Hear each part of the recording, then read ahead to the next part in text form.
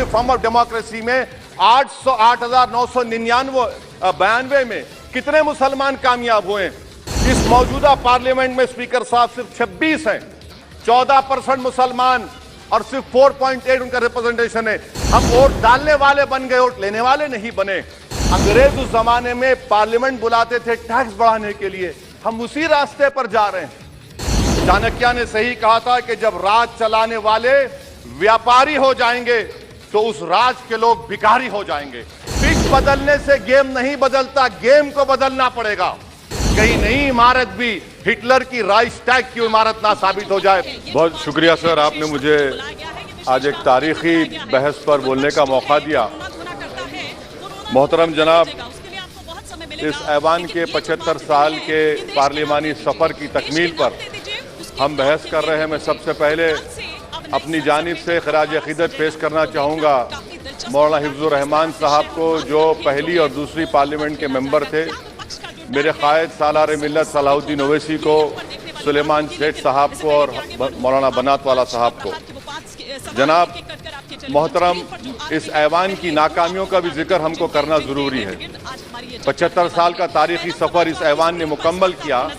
ये ऐवान एक इमारत नहीं है मेरी नज़र में, ये ऐवान इस वतन अजीज़ का एक दिल है, जो बाहर जो गरीब और मजलूम आवाम की तकलीफ को महसूस करे, इसीलिए मैं इसको दिल कहता हूँ।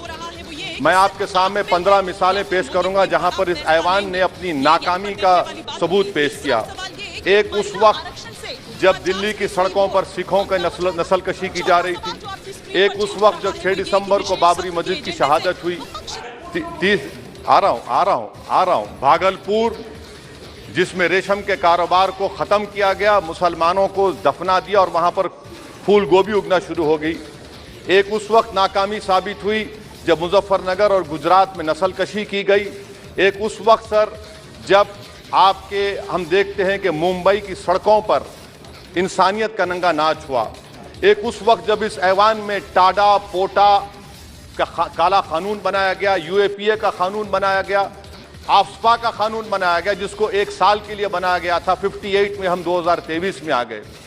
एक उस वक्त नाकामी साबित हुई जनाब, जब हम देख रहे हैं कि आज ये जो दिल है, भारत का दिल है, हिंदुस्तान का, इंडिया का दिल है, आज गरीबों में, मजलूमों में, मुसलमानों में, कश्मीर की आवाम में, दलितों में, आदिवासियों में इस ऐवान की मोहब्बत और एतमाद खत्म हो रहा है, कम हो रहा है। इसीलिए जनता सड़कों पर आकर एहतजाज कर रही है, क्योंकि उनको लग रहा है कि ये इमारत बन चुकी है, हमारा दिल नहीं है। चाहे CAA का प्रोटेस्ट हो, चाहे किसानों का प्रोटेस्ट हो, चाहे शेड्यूल कास्ट के रिजर्वेशन का मसला हो। इसीलिए मैं आपके जरिए हम तमाम को मुतनब्बे करना चाह रहा हूं कि अगर हम रोडों पर इंसाफ करना जनता को अलाउ करेंगे, इस ऐवान को दिल नहीं रखेंगे, तो याद रखिए ये हमारी पार्लियामानी जमहूरियत के लिए बड़ा नुकसानदेह साबित होगा। और नुकसानदेह इसलिए भी होगा कि क्या हमको अपने ख्वाब गफलत से, अपनी जिम्मेदारियों से निभाने के लिए क्या भगत सिंह को आके बैठना पड़ेगा ऊपर कि देखो तुमने 75 साल में कैसा कानून बनाया और किसको कहां तक पहुंचा दिया। स्पीकर जनाब, इसीलिए मैं कह रहा हूं कि हम तमाम को अपनी जिम्मेदारियों को निभाना पड़ेगा। ये इमारतें ईंट से बनी हुई जरूर हैं, मगर ये इस इमारत में दिल है। इस इमारत को दिल के तौर पर बरकरार रखना पड़ेगा। स्पीकर सर, एक और मिसाल दे रहा हूं जहां पर इस ऐवान की नाकामी है। सर, अब तक लोकसभा के कितने 899 मेंबर कामयाब हुए। अब बताइए सर, पार्लियामेंट्री जमहूरियत में शराकतदारी की जमहूरियत है, रिप्रेजेंटेटिव फॉर्म ऑफ डेमोक्रेसी में 8,999 में कितने मुसलमान कामयाब हुए?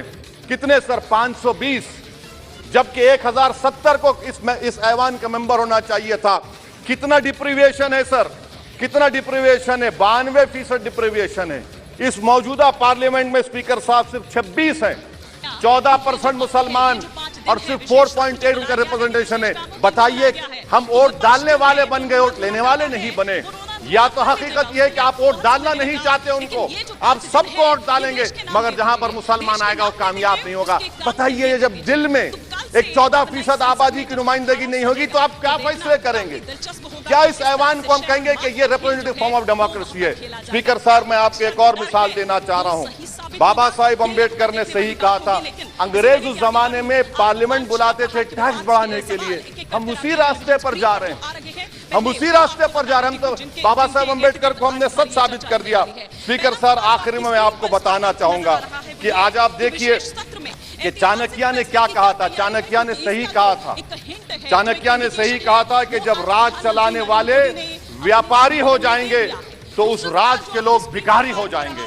आज ये वक्त आ चुका है सर, आज ये वक्त आ चुका है कि क्या first pass the post system इस देश के लिए सही है या फिर हम प्रोपोर्शनल फॉर्म ऑफ रिप्रेजेंटेशन को फॉलो करेंगे। First pass the post system, जिसके पास एक मजहब का वोट होगा, जिसके पास दौलत होगी, वही इस ऐवान में आ रहा है। इसीलिए हम कह रहे हैं कि आप इस जमहूरियत की ना, कहीं जमहूरियत कमजोर ना हो जाए, मुझे इस बात का डर है सर। आखिर में मैं खत्म करने से पहले एक बहुत बड़े शायर ने कहा था, उस पर खत्म करना चाहूंगा कि अभी चिराग सरे राह को कुछ खबर ही नहीं, अभी चिराग सरे राह को कुछ खबर ही नहीं, अभी गिरानी शब में कमी नहीं आई, अभी गिरानी शब में कमी नहीं आई, निजात दीदे दिल की घड़ी नहीं आई, चले चलो कि मंजिल अभी नहीं आई। स्पीकर साहब, आखिर में याद रखिए एक बात को मैं सबसे कह रहा हूं कि पिच बदलने से गेम नहीं बदलता, गेम को बदलना पड़ेगा। आप पिच बदल रहे हैं, वरना याद रखिए जब तक हम अपने जमहूरी उसूलों पर, रूल ऑफ लॉ पर, संविधान पर अटूट अमल नहीं करेंगे, वरना याद रखिए कहीं नई इमारत भी हिटलर की राइक्सटैग की इमारत ना साबित हो।